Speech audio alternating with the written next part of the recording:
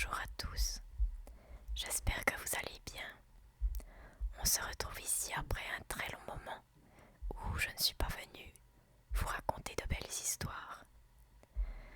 En effet, j'avais d'autres projets pendant cette période et donc j'ai laissé cette chaîne de côté pendant tout ce temps. Il n'y a pas longtemps, je suis revenue sur cette chaîne pour vérifier s'il y avait eu des changements et puis je suis tombée sur un commentaire. Si tu passes par là, Bérangère, merci beaucoup pour ton commentaire. J'ai retrouvé une belle motivation pour recommencer mes lectures. J'avais déjà dans l'idée avant ça de recommencer mes lectures, mais il me manquait un supplément de motivation, on va dire. Pas de commentaire à terminer de me motiver, alors merci beaucoup. Sur ce, on va continuer donc la lecture de Pinocchio. Je vous avoue que je ne sais plus exactement où on s'était arrêté, mais bon, j'avais marqué la page. En principe, ça devrait rien changer pour vous, vous devriez retrouver directement l'histoire là où on s'était arrêté la dernière fois. Voilà, c'est parti. Dans l'espoir d'arriver à temps pour secourir son pauvre papa, Pinocchio nagea toute la nuit. Et quelle horrible nuit ce fut! Il plut à torrents, il grêla, il tonna d'une façon épouvantable, et certains éclairs étaient effrayants à voir. Vers le matin, Pinocchio aperçut enfin, à une petite distance, une longue bande de terre. C'était une île en pleine mer. Il fit alors tous ses efforts pour arriver jusque-là, mais ce fut en vain. Les vagues, en se poursuivant et en se chevauchant l'une l'autre, le ballottaient comme un fétu de paille. Enfin, et par bonheur, survint une vague si puissante et si impétueuse qu'elle le jeta d'un seul coup sur le sable du rivage. Le coup fut si violent que, dans sa chute, il entendit craquer ses côtes et ses jointures, mais il se consola vite en songeant. Pour cette fois, je l'ai échappé belle.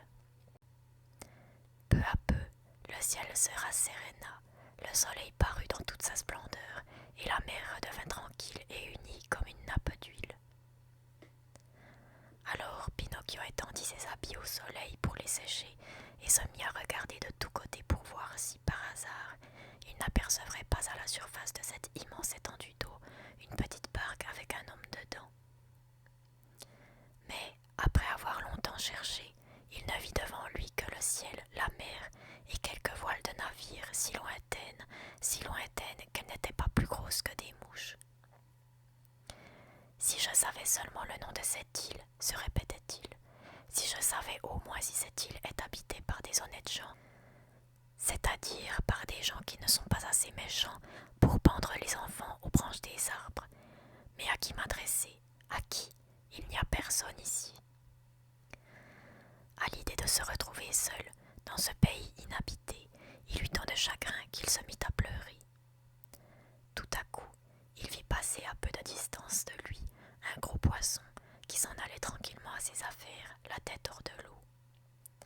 Ne sachant comment l'interpeller, Pinocchio lui cria d'une voix bien sonore pour se faire entendre. « Hé, là-bas, monsieur le poisson, voulez-vous me permettre de vous dire un petit mot ?»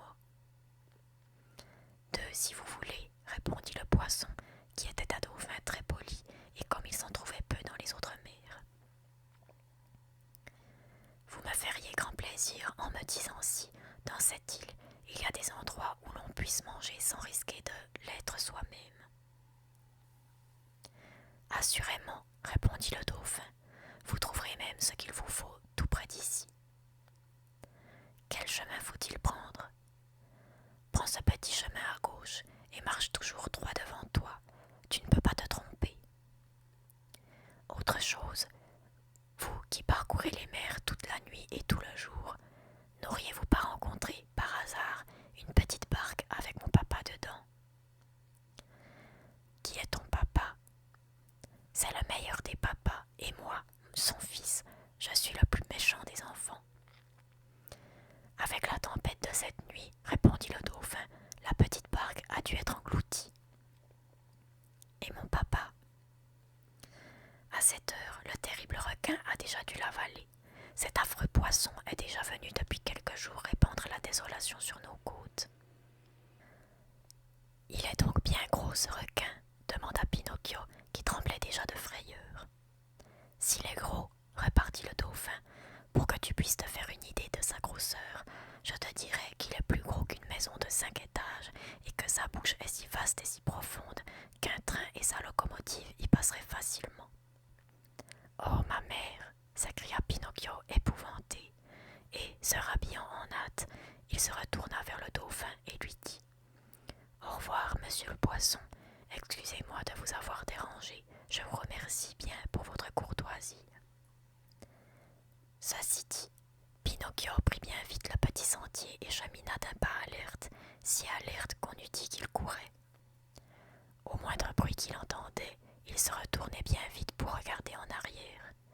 Il avait peur de se voir poursuivi par ce terrible requin, gros comme une maison de 5 étages et qui pouvait avaler un train. Après avoir marché pendant une demi-heure, il arriva à un petit pays appelé le pays des abeilles laborieuses. Les rues fourmillaient de gens qui couraient çà et là à leurs affaires. Tout le monde avait quelque chose à faire. On n'eût trouvé ni un oisif, ni un vagabond, même en cherchant avec une lanterne. J'ai compris, dit aussitôt ce paresseux de Pinocchio. Ce pays n'est pas fait pour moi, je ne suis pas né pour travailler. Mais la faim le tourmentait, car il y avait plus de 24 heures qu'il n'avait rien mangé, pas même une maigre portion de vesse. Que faire? Il ne lui restait que deux moyens de calmer sa faim. Ou demander un peu de travail, ou demander la charité d'un sou ou d'un morceau de pain. Il avait honte de mendier, car son papa lui avait dit que seuls les vieillards et les infirmes ont le droit de demander l'aumône.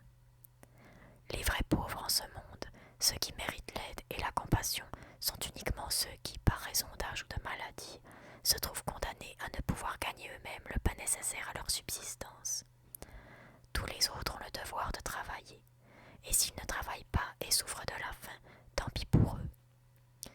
Entre-temps, passa sur la route un homme harassé et essoufflé, qui à lui seul traînait à grand-peine deux charrettes pleines de charbon. Pinocchio, jugeant à sa physionomie que ce devait être un brave homme, l'accosta et baissant les yeux, tout honteux, lui dit à voix basse. « Me feriez-vous la charité de me donner un sou, car je meurs de faim ?»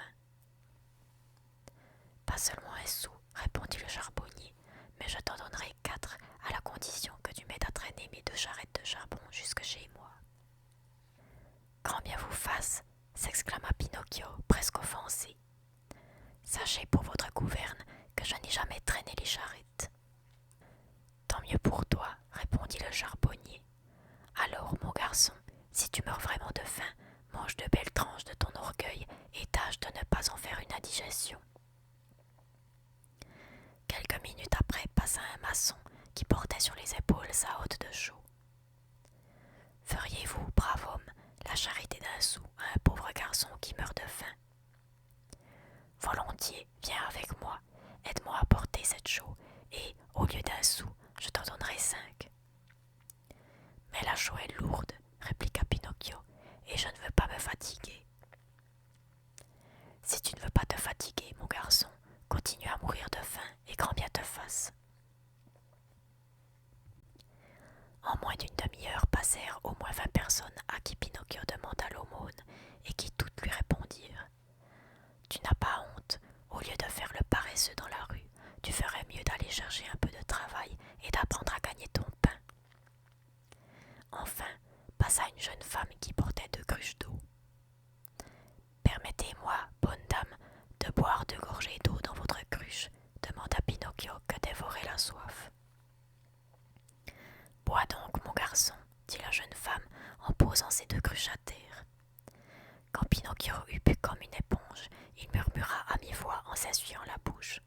« J'ai bien calmé ma soif, mais hélas, j'ai toujours faim. » La bonne dame, en entendant ces paroles, ajouta « Si tu m'aides à porter chez moi une de ces cruches d'eau, je te donnerai un bon morceau de pain. » Pinocchio regarda la cruche et ne dit ni oui ni non.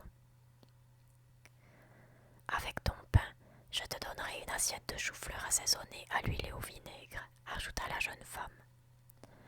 Pinocchio jeta un nouveau regard vers la cruche et ne répondit ni oui ni non. Et après le chou-fleur, je te donnerai une dragée à la liqueur. Séduit par cette dernière promesse, Pinocchio ne sut plus résister. Il prit une grande résolution. C'est bien, je porterai la cruche jusque chez vous. La cruche était très lourde et Pinocchio, n'ayant pas la force de la tenir avec les bras, se résigna à la porter sur sa tête.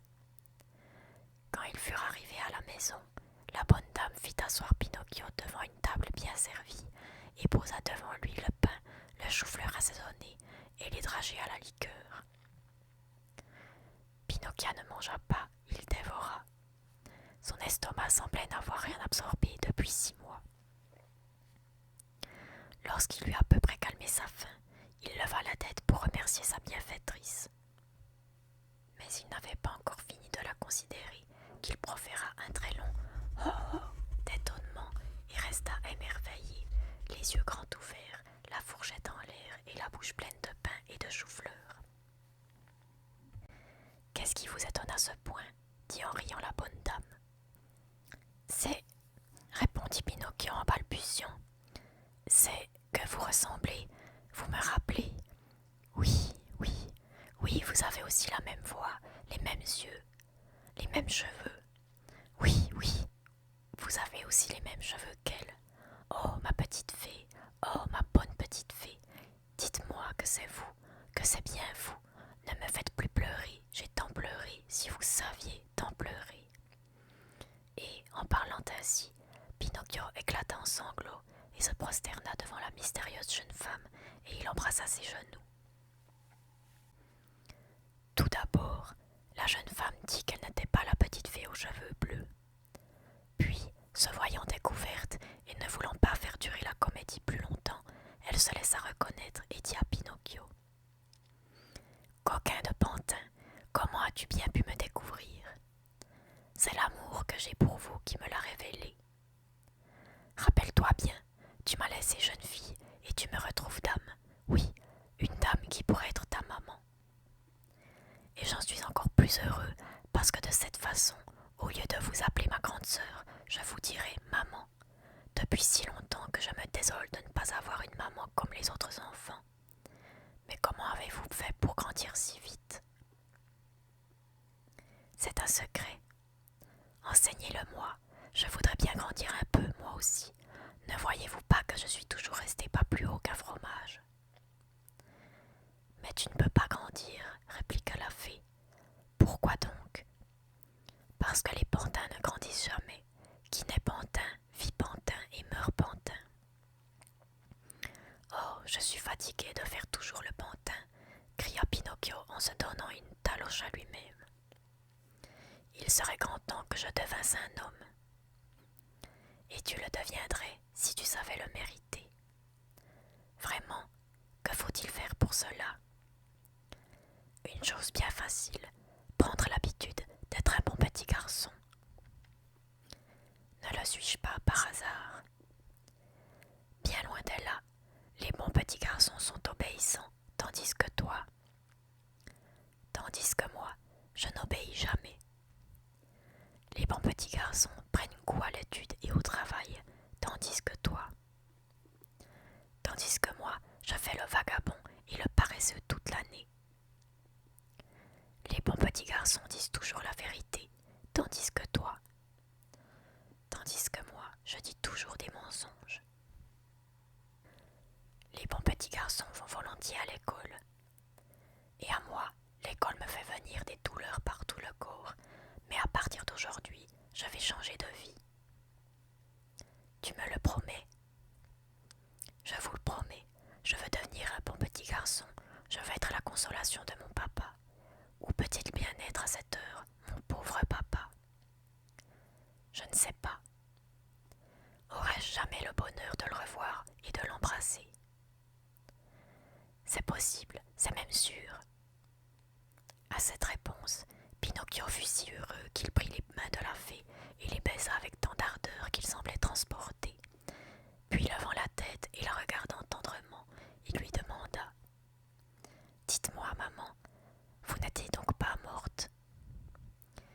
bien que non, répondit la fée en souriant. Si tu savais quelle douleur et quelle angoisse je ressentis en lisant. Si j'y. Je le sais, c'est pour cela que je t'ai pardonné. La sincérité de ta douleur m'a montré que tu avais un bon cœur. Quand les enfants ont bon cœur, même s'ils sont un peu méchants et s'ils ont l'habitude du mal, il reste toujours un peu d'espoir. On peut s'attendre à ce qu'ils rentrent dans la bonne voie. Voilà pourquoi je suis venue te chercher jusqu'ici. Je serai ta maman. Oh, quel bonheur! Cria Pinocchio en sautant de joie. Tu m'obéiras et tu feras toujours ce que je te dirai. Certainement, certainement. À partir de demain, ajouta la fée, tu iras à l'école. Pinocchio devint sur le champ un peu moins joyeux. Puis tu choisiras à ton gré un art ou un métier. Pinocchio devint songeur. Que murmures-tu entre tes dents? Demanda la fée avec un accent de reproche. Je disais, marmotta Pinocchio, qu'il est, ce me semble, un peu tard maintenant pour que j'aille à l'école. Non, monsieur, rappelle-toi qu'il n'est jamais trop tard pour s'instruire et travailler. Mais je ne veux apprendre ni art ni métier. Et pourquoi? Parce que je me fatiguerai à travailler. Mon enfant, dit la fée, ceux qui parlent ainsi finissent presque toujours à l'hôpital ou en prison. L'homme, soit dit pour ta gouverne, qu'il soit riche ou pauvre, est toujours obligé de faire quelque chose, de s'occuper, de travailler. Malheur à ceux qui se laissent prendre par l'oisiveté. L'oisiveté est une très vilaine maladie, et il faut la soigner rapidement dès l'enfance, car lorsque l'on est grand, on n'en guérit plus. Ces paroles touchèrent l'âme de Pinocchio qui, relevant vivement la tête, dit à la fée: J'étudierai, je travaillerai, je ferai tout ce que tu me diras, parce que somme toute, la vie de pantin m'ennuie, et je veux à tout prix devenir un bon enfant. Tu me l'as bien promis, n'est-ce pas? Je te l'ai promis, cela ne dépend que de toi. Le lendemain, Pinocchio alla à l'école communale. Représentez-vous l'ébahissement de ces fripons d'enfants lorsqu'il vit rentrer dans leur classe un pantin. Ce fut un éclat de rire à n'en plus finir.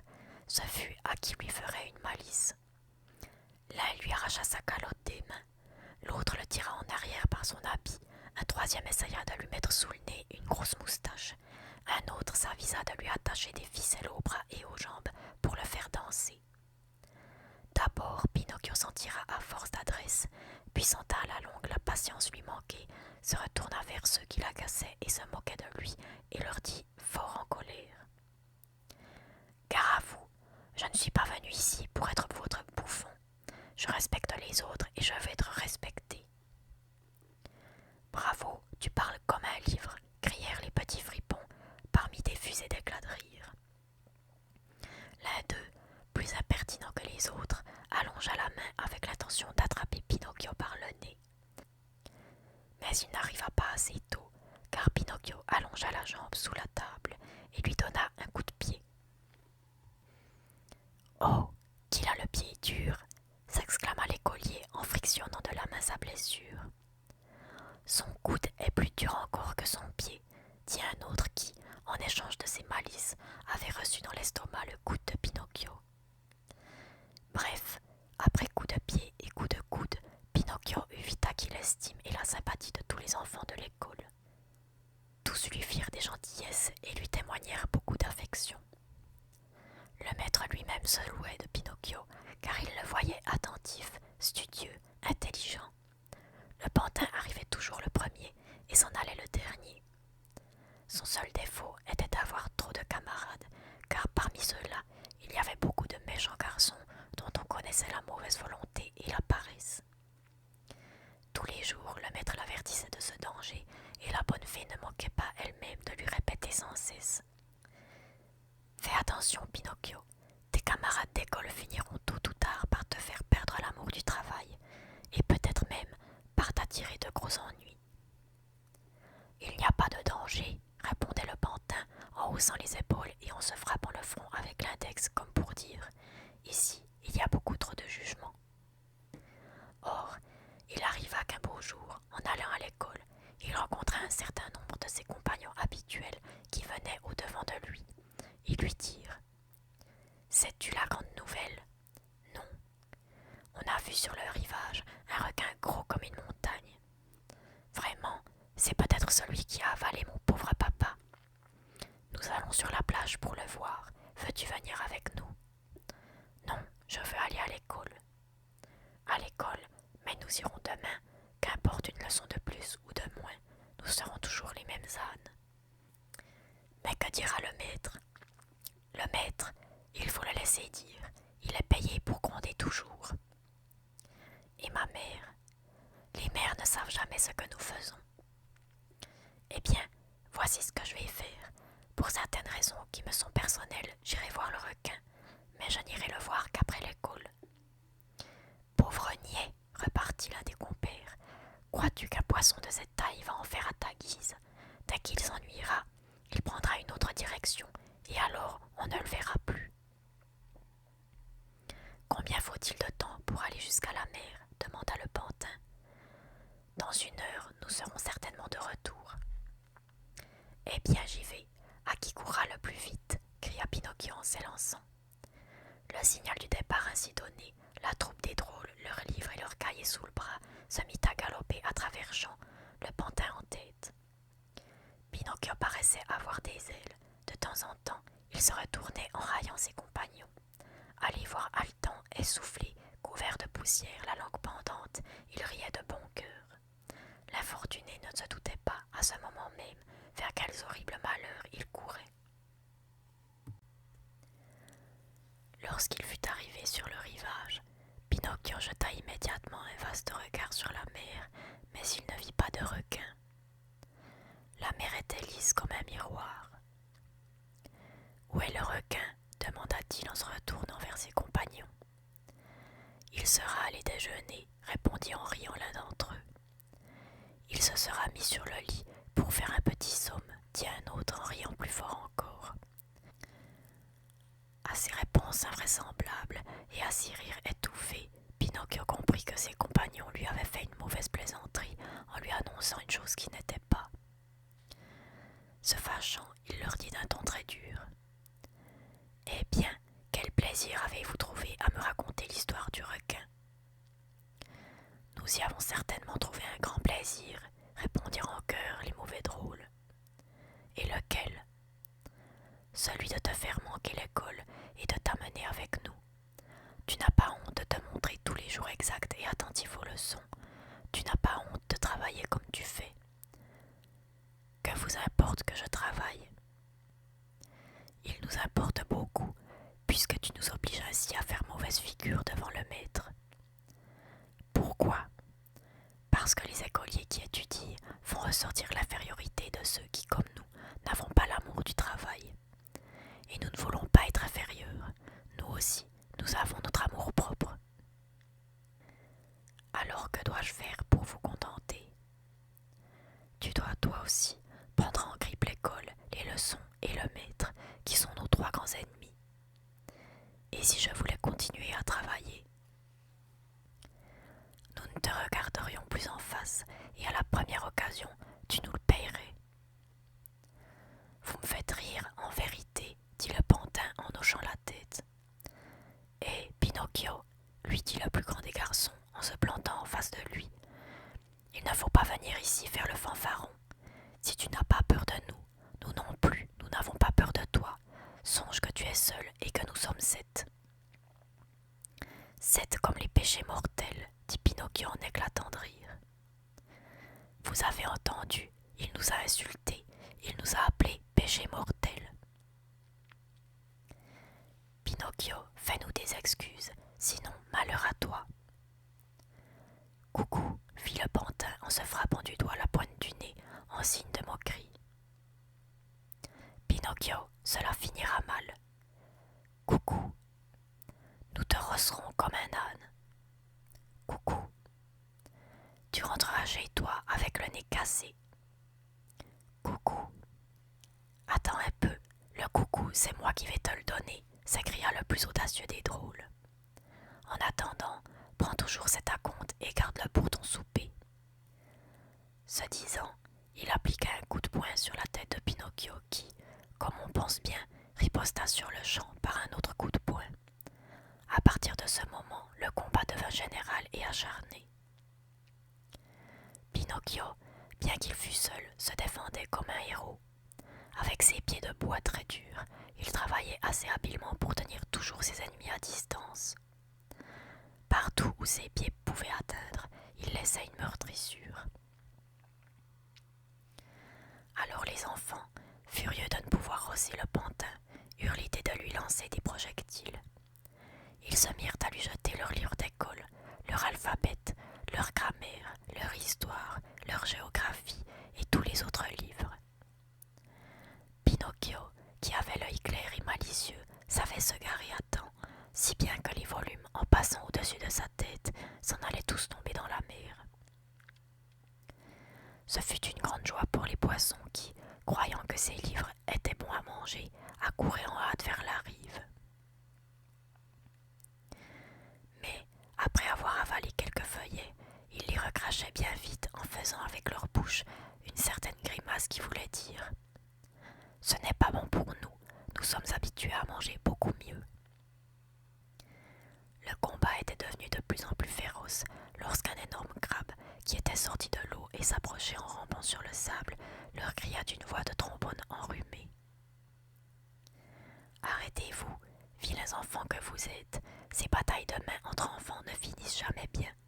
Il y arrive toujours quelque malheur. » Pauvre crabe, il prêchait au vent. Ce coquin de Pinocchio lui-même lui dit grossièrement en le regardant d'un mauvais œil. « Tais-toi, crabe odieux, tu ferais mieux de sucer des pastilles de lichen pour guérir ton mal de gorge. Va plutôt te mettre au lit et tâche de transpirer. » Entre-temps, les enfants, qui avaient fini de jeter leurs livres, virent tout près de là le tas des livres du pantin et se les approprièrent en moins de temps qu'il n'en faut pour le dire. Parmi ces livres, il y avait un volume relié en gros carton avec le dos et les pointes en parchemin. C'était un traité d'arithmétique. Vous pouvez bien croire qu'il ne pesa pas plus que les autres.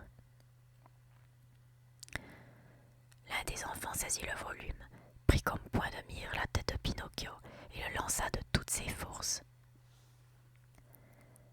Mais au lieu d'atteindre la tête du pantin, c'est un de ses camarades qui reçut le coup et qui, pâlissant aussitôt, ne put que dire ces quelques paroles. « Oh, maman, maman, viens à mon secours car je meurs. » Puis il tomba de tout son long sur le sable du rivage. À la vue de ce moribond, les enfants épouvantés s'enfuirent à toutes jambes. Quelques minutes après, on ne les voyait plus. Mais Pinocchio resta là, et de douleur aussi bien que d'épouvante, il était lui aussi plus mort que vif. Néanmoins, il courut humecter son mouchoir dans l'eau de la mer et se mit à baigner les tempes de son camarade. Il pleurait à chaudes larmes, et dans son désespoir, il l'appelait par son nom et lui disait « Eugène, mon pauvre Eugène, ouvre les yeux et regarde-moi. Pourquoi ne me réponds-tu pas? Ce n'est pas moi, tu sais, qui t'ai fait tant de mal.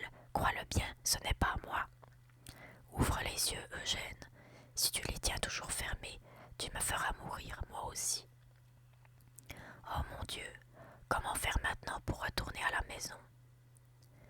Comment aurais-je le courage de me présenter devant ma bonne maman? Que va-t-il m'arriver? Où fuir? Où me cacher? Ah, il aurait mieux valu 1000 fois aller à l'école. Pour avoir écouté ces mauvais compagnons, me voici damné. Le maître me le disait bien et maman aussi me l'avait répété. Garde-toi de la mauvaise compagnie. Mais je suis un têtu, un obstiné. Je laisse tout dire et je fais à ma tête. Après, il m'arrive de le payer. C'est ainsi que, depuis que je suis au monde, je n'ai jamais eu un quart d'heure de bon.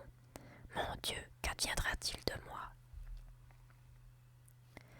Pinocchio continua à pleurer, à se lamenter, à se frapper la tête du poing et à appeler par son prénom le pauvre Eugène, lorsqu'il entendit soudain un bruit sourd de pas qui s'approchaient. C'étaient 2 gendarmes.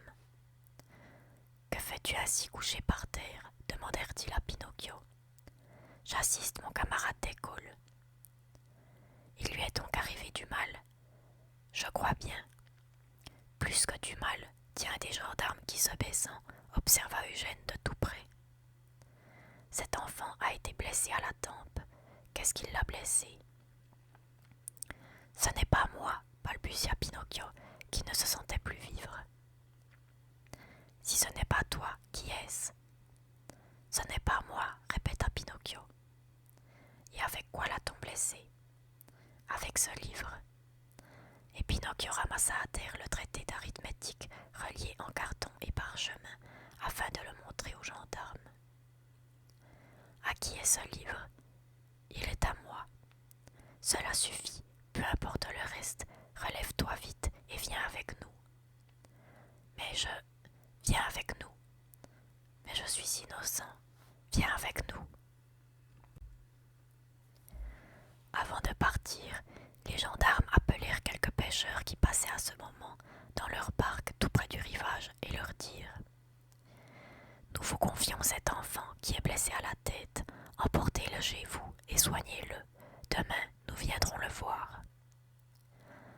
Puis se retournant vers Pinocchio, ils le placèrent entre eux deux et lui intimèrent militairement: En avant et marche vite, sinon gare à toi. Se le tenant pour dit, Pinocchio avança par le petit chemin qui conduisait au village. Mais le pauvre diable ne savait plus dans quel monde il vivait. Il croyait rêver. Et quel rêve! Il était hors de lui. Ses yeux voyaient tout en double, ses jambes tremblaient, sa langue était restée collée à son palais, et il ne pouvait plus prononcer une seule parole. Et puis, au milieu de cette espèce de stupidité et d'hébétement, il sentait comme une épine très aiguë s'enfoncer dans son cœur, à la pensée qu'il allait passer sous les fenêtres de sa bonne fée, entre deux gendarmes. À cela, il eût préféré la mort. Ils allaient entrer dans le village lorsqu'un violent coup de vent fit sauter de sur sa tête la calotte de Pinocchio qui s'envola à une dizaine de pas. « Je voudrais bien, dit le pantin au gendarme, aller chercher ma calotte. Va, mais fais vite. » Pinocchio alla ramasser sa calotte, mais au lieu de la mettre sur sa tête, il la prit dans sa bouche, la serra entre ses dents et se mit à courir de toutes ses forces dans la direction du rivage. Il filait comme une balle. Les gendarmes, jugeant qu'il serait difficile de le rejoindre, mirent à ses trousses un gros mâtin qui avait gagné le premier prix dans toutes les courses de chiens. Pinocchio courait et le chien courait plus vite que lui. Aussi tout le monde se mit-il aux fenêtres pour se précipiter ensuite dans la rue. On était anxieux de voir la fin de cette lutte effrénée. Mais le chien et Pinocchio soulevaient sur la route tant de poussière qu'au bout de quelques minutes, on ne pouvait plus rien voir. Durant cette course désespérée, il y eut un moment terrible, un moment où Pinocchio se crut perdu, car Alidor, tel était le nom du matin, à force de courir et de courir, l'avait presque rejoint. Le pantin entendait à quelques centimètres derrière lui le halètement féroce de l'animal, et il sentait parfois jusqu'à la chaleur de son souffle. Par bonheur, le rivage n'était pas loin, et l'on voyait déjà la mer à quelques pas. À peine arrivé sur la plage, le pantin fit un grand saut, ainsi qu'aurait sauté une grenouille, et il alla tomber au milieu de l'eau. Alidor avait bien envie de s'arrêter, mais dans l'impétuosité de la course, il entra dans l'eau derrière Pinocchio. Pour son malheur, il nageait mal. Il commença à s'embrouiller avec ses pattes quand il voulut se diriger sur l'eau. Plus il s'embrouillait, plus il s'enfonçait dans l'eau. Quand il réussit à sortir le museau hors de l'eau, le pauvre chien roulait des yeux épouvantés et il aboyait. « Je me noie, je me noie. » « Meurs donc, lui répondit de loin Pinocchio, qui se voyait désormais à l'abri de tout péril. « Au secours, mon bon Pinocchio, sauve-moi de la mort. » À ce cri déchirant, Pinocchio, qui au fond avait un excellent cœur, fut ému de compassion. Il se retourna vers le chien et lui dit: « Mais si je viens à ton secours, Me promets-tu de ne plus me tourmenter et de ne plus me poursuivre? Je te le promets, je te le promets. Dépêche-toi de grâce, car si je reste ainsi encore une demi-minute, je suis bel et bien mort. Pinocchio hésita un instant, mais il se rappela que son papa lui avait souvent dit qu'on ne se repent jamais de faire une bonne action. Il se mit donc à nager à la rencontre d'Alidor, le prit à deux mains par la queue et l'entraîna sain et sauf sur le sable sec du rivage. Le pauvre chien ne se tenait plus sur les jambes. Il avait, sans le vouloir, avalé tant d'eau salée qu'il était gonflé comme un ballon. Pourtant, Pinocchio, qui ne se fiait pas trop à lui, jugea prudent de se jeter de nouveau dans la mer. Il s'éloigna en criant à l'ami qu'il venait de sauver. Adieu, Alidor, et bon voyage, bien des choses chez toi. Adieu, Pinocchio, répondit le chien. Tous mes remerciements pour m'avoir sauvé la vie. Tu m'as rendu un grand service, et en ce monde, un bienfait n'est jamais perdu. À l'occasion, tu me retrouveras. Pinocchio continua de nager en se tenant toujours à proximité de terre. Il lui sembla enfin être arrivé dans un lieu sûr. Il jeta un coup d'œil sur la rive, aperçut sur un rocher une espèce de grotte d'où sortait de la fumée en un long panache. Dans cette grotte, se dit-il à lui-même, il doit y avoir du feu. Tant mieux, j'irai me sécher et me réchauffer un peu, et puis arrive que pourra. Cette résolution prise, il s'avança vers le rocher. Mais, au moment de l'escalader, il sentit sous l'eau quelque chose qui montait, et le soulevait en l'air. Aussitôt, il essaya de fuir, mais il était trop tard, car, à son grand ébahissement, il était pris dans un énorme filet au milieu d'un tas de poissons de toutes formes et de toutes grandeurs qui grouillaient, remuaient la queue et se débattaient comme des désespérés. Au même moment, on vit sortir de la grotte un pêcheur si laid, si affreusement laid, qu'il ressemblait à un monstre marin. Au lieu de cheveux, il avait sur la tête comme un gazon touffu d'herbe verte. La peau de son corps était verte, ses yeux étaient verts, sa barbe était verte et très longue. Elle lui descendait jusqu'au bas des jambes. On aurait dit un gros lézard se tenant tout droit sur ses pattes de derrière. Quand le pêcheur eut sorti le filet hors de l'eau, il s'écria tout joyeux. « Providence bénie, aujourd'hui encore, je pourrais faire un bon régal de poissons. Heureusement, je ne suis pas un poisson, se dit Pinocchio qui commençait à reprendre courage. » Le filet tout plein fut porté dans la grotte.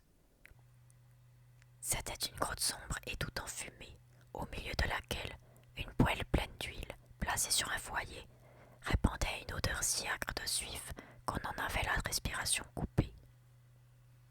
« Voyons un peu quel poisson nous avons pris, dit le pêcheur vert, et plongeant dans le filet une grosse main disproportionnée, qui ressemblait plutôt à une pelle à four, il tira une poignée de rougets.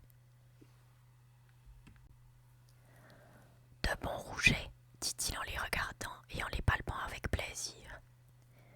Et après les avoir bien palpés, il les jeta dans une terrine sans eau.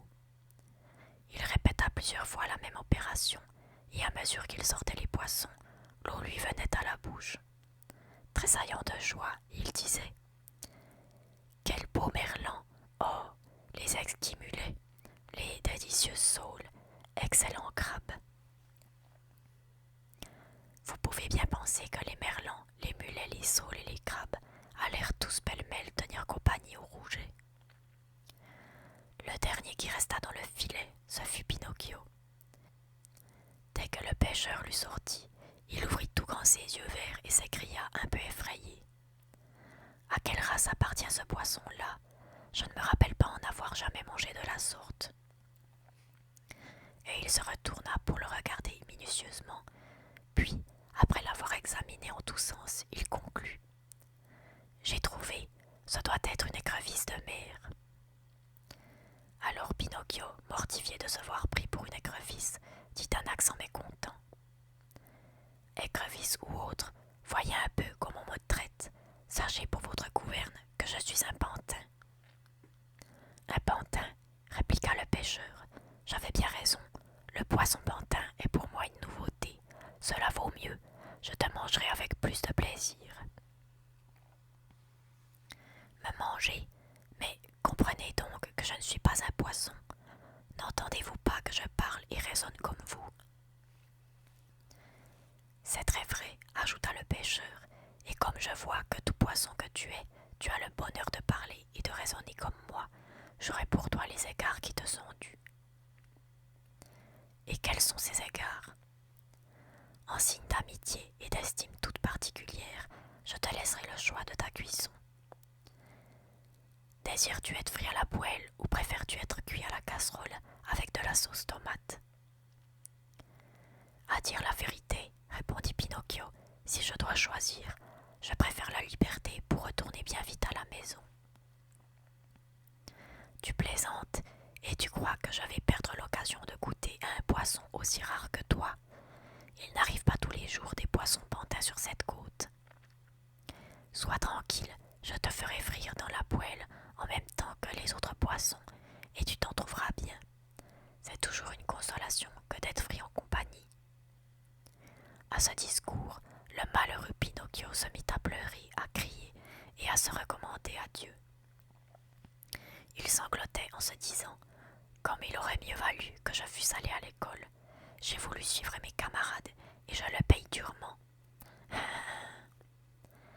Et il se démenait comme une anguille et faisait des efforts incroyables pour s'échapper des griffes du pêcheur.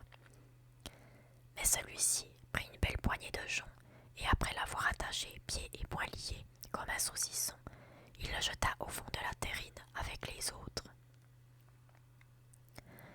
Puis il sortit une grosse écuelle de bois pleine de farine et se mit à enfariner tous les poissons. À mesure qu'il les avait enfarinés, il les jetait dans la friture bouillante. Les premiers qu'il mit à cuire furent les merlans, puis vers les crabes, les mulets et les saules. Ce fut enfin le tour de Pinocchio, qui se voyant tout près de la mort, et de quelle mort, fut pris d'une telle frayeur et d'une telle épouvante qu'il n'avait plus ni voix ni souffle pour demander grâce. Le pauvre malheureux implorait du regard, mais le pêcheur vert, sans y faire attention, le roula 5 ou 6 fois dans la farine, l'enfarina des pieds à la tête, si bien qu'il ressembla à un pantin de plâtre. Il le prit ensuite par la tête et... Voilà, nous finissons donc cette lecture sur un grand suspense. Nous verrons donc la prochaine fois ce qu'il adviendra de Pinocchio. N'hésitez pas à me dire ce que vous avez pensé de cette lecture et aussi au niveau de la qualité audio parce que j'ai changé de micro. Alors je voulais avoir votre avis. Donc n'hésitez pas à me dire si vous entendez mieux ou moins bien ou peu importe. Voilà, on se laisse là. À bientôt.